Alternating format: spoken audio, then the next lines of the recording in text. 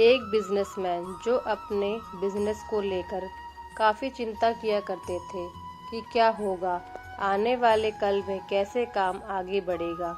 उनका एक लड़का था।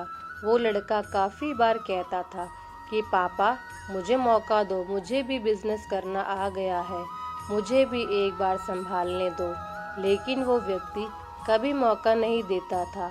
एक दिन बिजनेसमैन को दिल का दौरा पड़ा। हार्ट अटैक की वजह से अस्पताल में भर्ती था।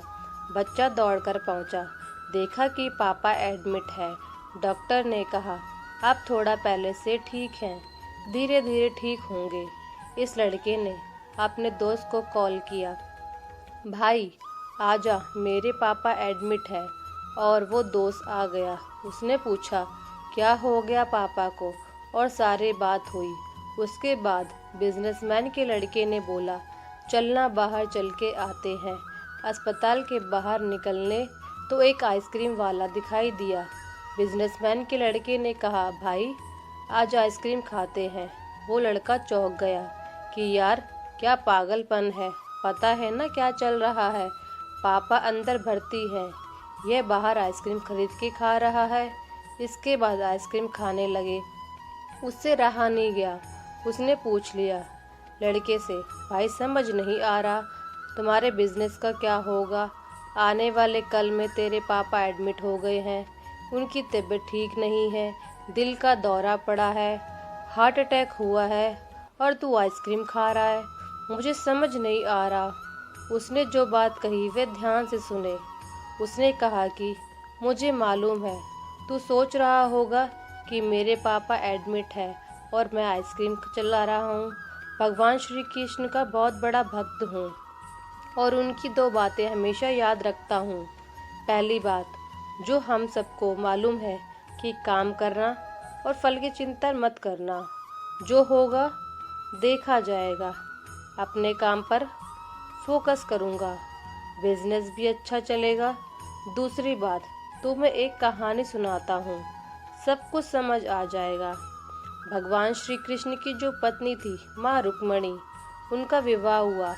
जो बड़ा बेटा हुआ उसका नाम प्रद्युम्न था, और प्रद्युम्न के जन्म के 10 दिन के बाद प्रद्युम्न का अपहरण हो गया। रुक्मणी नाराज रहने लगी, उदास रहने लगी। क्या होगा? भगवान श्री कृष्ण कहते थे कि तुम चिंता मत करो, प्रद्युम्न ठीक होगा, जहाँ भी होगा। तुम स्वस्थ रहा करो, मस्त रहा करो। लेकिन इसी चिंता में रुक्मणी जी के साल बीतते गए।